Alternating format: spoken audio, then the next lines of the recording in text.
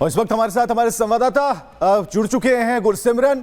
गुरसिमरन, जो कल आपने गाड़ियां दिखाई, जिस तरीके से पोजीशन दिखाया, आज यहां पर सब कुछ अंत होता दिख रहा है। उन आतंकियों को नेस्तनाबूद करने में सेना के जवान जुटे हुए हैं। अभी इस वक्त क्या अपडेट है? देखिए, इस वक्त जो है 2 आतंकी मारे गए हैं, तीसरा आतंकी घायल बताया जा रहा है, क्योंकि बीएमपी इस वक्त स्ट्राइक कर रहा है। ये जो है जम्मू कश्मीर पुलिस और भारतीय सेना की तरफ से कंफर्मेशन दी गई है कि अब बीएमपी से स्ट्राइक किया जा रहा है, ताकि आतंकी लोकेशन पर पहुंचने से पहले ही आतंकियों को जो है वो टारगेट किया जाए। माना जा रहा है कि जल्द ही इस ऑपरेशन को कंक्लूड कर लिया जाएगा, खत्म कर लिया जाएगा और तीनों आतंकी मार गिराए जाएंगे। अब आतंकियों के साथ कोई और गाइड या फिर चौथा आतंकी तो नहीं है, क्योंकि 3 आतंकी तब देखे गए थे जब उन्होंने भारतीय सेना के वाहन पर हमला किया था। क्या उनके कोई और भी साथी था जो यहाँ पर उस वक्त हमले के समय उनके साथ मौजूद नहीं था? लेकिन अभी होगा, ये अब जांच का विषय है और इसके लिए लगातार पूरे इलाके में सर्च ऑपरेशन जारी है। आतंकियों के पास अत्याधुनिक हथियार हैं। अब लगातार आपको बताएं कि जिस तरह से सुरक्षा बलों ने कोशिश की है कि किसी तरह से इस पूरे आतंकी इकोसिस्टम को खत्म किया जाए, तो उसमें यह है कि सबसे पहले इन आतंकियों को मार गिराया जाए। उसके बाद दूसरा सवाल यह है कि आतंकी कब आए, क्योंकि नया ग्रुप था जो घुसपैठ करके पहुंचा है, यहां किसकी मदद ली उसको जाना जाएगा। आतंकियों के पास क्या कम्युनिकेशन डिवाइस मौजूद हैं, वो एक अहम कड़ी होने वाले हैं, क्योंकि अल्ट्रासेट और थोराया जो है वो आतंकी इस्तेमाल करते रहे हैं। लेकिन पिछले कुछ समय की बात की जाए तो थोराया यहां पर खुलने की जानकारी नहीं थी। आसपास के इलाकों में थोराया खुलने के लगातार इनपुट आ रहे थे, लेकिन यहां पर इनपुट नहीं था। तो क्या अल्ट्रासेट यूज किया जा रहा था आतंकियों की तरफ से? ये एक जांच का विषय है। यह सर्च अभियान और बीएमपी टैंक को हम देख पा रहे हैं किस तरीके से यहां पर। गुरसिमरन, यह जानना बेहद जरूरी है कि जो एरिया डिफाइन किया गया है, तो हम जंगलों को भी देख रहे हैं और उन इलाकों को देख रहे हैं जहां पानी भी है, और ये टैंक हर तरफ ढूंढ रहे हैं। तो जिस सोर्स की आप बात कर रहे हैं कि ये कहां से आए और कितने हथियार इनके पास थे, कौन इनका आका था, ये सारी चीजें कवायद के दायरे में आती हैं। फिलहाल खबर हम जानना चाहेंगे कि क्या एरिया, क्या प्रीमाइसेस बांधे गए हैं जहां पर ये ऑपरेशन चलाए जा रहे हैं। देखिए, ये एक शिव मंदिर है और शिव मंदिर के पास 200 से 250 मीटर का इलाका है, घने जंगलों का इलाका है, जहां पर अब ऑपरेशन को आखिरी अंजाम दिया जा रहा है। कोशिश ये है कि तीसरे आतंकी को भी जल्द से जल्द मार गिराया जाए। लगातार बीएमपी से जो है आतंकी की लोकेशन को स्ट्राइक किया जा रहा है। इसके साथ साथ जो पैरा फोर्सेस हैं, जो कि भारतीय सेना की स्पेशल फोर्सेस हैं, वो इस ऑपरेशन का हिस्सा है, और जम्मू पुलिस की तरफ से स्पेशल ऑपरेशन ग्रुप जिसमें शामिल है, ये है कि जल्द से जल्द आतंकियों को घेरा जाए। उसके बाद, क्योंकि आतंकी जो है ये फिदाइन बताए जा रहे हैं, पहला जो आतंकी मारा गया और दूसरा आतंकी मारा गया, दोनों की जैकेट्स में जो है आईडी लगी हुई थी, तो तीसरा आतंकी भी फिदाइन हो सकता है। तो जब तक जो इस थ्रेट को न्यूट्रलाइज ना किया जाए, तब तक आतंकी के पास जाने का जोखिम जो है वो सुरक्षा बल नहीं उठाना चाहते। क्योंकि अगर आप जम्मू कश्मीर के इतिहास में देखें तो ये इतिहास का सबसे सफल ऑपरेशंस में से एक है, जहां किसी भी तरह का कोलैटरल डैमेज सुरक्षा बलों को नहीं हुआ। जम्मू कश्मीर पुलिस, भारतीय सेना, सीआरपीएफ जो भी इस ऑपरेशन का हिस्सा थे, किसी को भी कोलैटरल डैमेज नहीं हुआ। तो वो चाहते हैं कि इस ऑपरेशन की शुरुआत जो है अच्छे पे हुई है, तो कहीं ना कहीं बिना किसी नुकसान के इस ऑपरेशन को खत्म किया जाए। चल रहा है, उसकी तस्वीरें भी सामने आ रही है। बहुत शुक्रिया आपका तमाम जानकारी के लिए। नजर रखिएगा, आपसे आगे भी अपडेट लेंगे। लेकिन अब खबरों में आगे बढ़ेंगे, बात करेंगे लद्दाख की, जहां से चीनी सेनाएं अब डिसएंगेजमेंट की तरफ बढ़ रही हैं। डेम चौक के करीब इस वक्त हम यहां पर हैं, बिल्कुल इसके पीछे जहां पर भारत और चीन का बॉर्डर है, वहां से डिसएंगेजमेंट की शुरुआत हो चुकी है।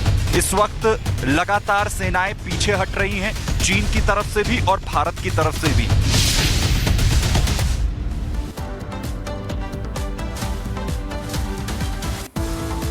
तो जिस तरीके से दोनों ही देशों के बीच में सहमति बनी, उसके बाद भारतीय और चीनी सेना के बीच पूर्वी लद्दाख सेक्टर के डेप्सांग और साथ ही डेमचोक में डिसएंगेजमेंट की प्रक्रिया अब शुरू हो गई है। और यही वजह है कि 80 से 90% जो सेनाएं हैं वो कल हटा ली गई थी, और जो बची हुई सेना है वो आज हट जाएगी और दोनों ही पहले वाली स्थिति में लौट आएंगे। अब यानी कि दोनों ही देशों की जो सेनाएं हैं वो अपनी अपनी तरफ पीछे हो जाएंगी। जो स्ट्रक्चर तैयार किए गए थे वो सब भी हटा लिए जाएंगे, और उन्हें हटाने के साथ साथ जो आगे की स्थिति है वो पूर्व की तरह हो जाएगी। यानी जहां पर भारतीय सेना होती थी, जहां पर चीनी सेना होती थी, अब वो वहीं पर आकर के अपनी पुरानी स्थिति में लौट आएगी, ताकि सेना का संघर्ष जो है वो अब वहां पर देखने के लिए ना मिले। इसे लेकर के सहमति बनी थी ब्रिक्स समिट के पहले, और अब इसे ही पूरा करने के लिए आज जो ये आखिरी दिन है, बची हुई सेनाओं का भी डिसएंगेजमेंट यहां से जारी है। यानी कि आने वाले वक्त में हम देखेंगे कि जो पूर्व में स्थिति होती थी पूर्वी लद्दाख में, वही स्थिति अब वहां पर बन जाएगी। अगली खबर क्या है बताएंगे विवेक। तो तंबू उखाड़े जा रहे हैं, साफ शब्दों में कह सकते हैं कि तंबू उखाड़े जा रहे हैं। जो वहां पर चीनी सेना के तंबू थे उसे हटाना शुरू कर दिया गया है और यहां पर प्रधानमंत्री नरेंद्र मोदी ने साफ तौर पर स्पष्ट किया था, जो भाषा आप बोलेंगे उसी तरीके से हम उसको उसी तरीके से जवाब देंगे। तो फिलहाल जो वस्तु स्थिति है कि अब सेनाएं हट रही हैं और जो हम आपको एक अपडेट भी हम इस पे हम देना चाहेंगे कि किस तरीके से पेट्रोलिंग का काम शुरू होने वाला है और जो बाकी की खबरें हैं अपडेट के साथ हम अपने सहयोगी के पास चलते हैं।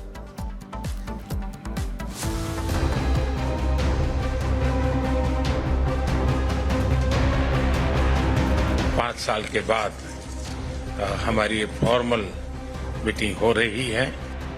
5 साल बाद प्रधानमंत्री नरेंद्र मोदी और चीनी राष्ट्रपति शी जिनपिंग की मुलाकात के बाद अब वास्तविक नियंत्रण रेखा में इस मुलाकात का असर दिखने लगा है।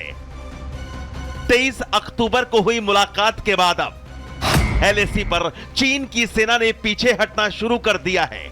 चीनी सेना ने देपसांग डेमचोक में अपने 10-12 अस्थायी टेंट हटा लिए हैं। यहां से चीनी सैनिकों ने अपनी गाड़ियों और मिलिट्री उपकरणों को भी हटाना शुरू कर दिया है। सबसे बड़ी बात यह है कि आज और कल में दिवाली से पहले चीनी सैनिक देपसांग और डेमचोक से पूरी तरह पीछे हट जाएंगे। समझौते के मुताबिक देपसांग और डेमचोक से पीछे हटने के बाद दोनों देशों की सेनाएं अपने अपने इलाके में पेट्रोलिंग कर सकेंगी, जो 2020 में हुई गलवान घाटी हिंसा के बाद से बंद थी। ये जो पहाड़ आप देख रहे हैं डेमचोक के बिल्कुल इसके पीछे जहां पर भारत और चीन का बॉर्डर है, वहां से डिसएंगेजमेंट की शुरुआत हो चुकी है। 25 तारीख से यह शुरुआत यहां पर हुई थी और जिसमें खास बात यह है कि 2024 में देपसांग और डेमचोक ये दोनों ही पॉइंट जहां से इस वक्त लगातार सेनाएं पीछे हट रही हैं, चीन की तरफ से भी और भारत की तरफ से भी।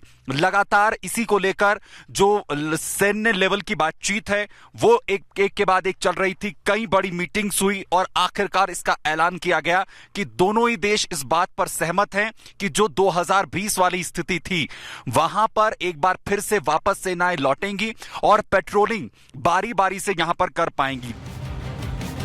सूत्रों के हवाले से कहा जा रहा है कि पेट्रोलिंग को लेकर भी दोनों देशों के बीच शर्तों पर सहमति बनी है, जिसकी 2 शर्तें हैं। पहली शर्त है कि दोनों देशों की सेनाएं अलग अलग दिन पेट्रोलिंग करेंगी और दूसरी शर्त है कि दोनों देशों की सेनाओं को पहले से इसकी सूचना एक दूसरे को देनी होगी। वहीं पेट्रोलिंग टीम में कितने सैनिक शामिल रहेंगे इसको लेकर भी समझौता हुआ है।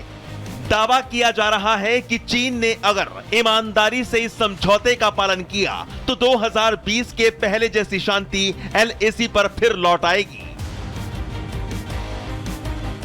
ये मोदी सरकार जो है, हमारे मन में इसमें कोई दुविधा नहीं है कि हम देश की सीमा पे इसकी सुरक्षा के लिए हमें जो करना है वो हम जरूर करेंगे।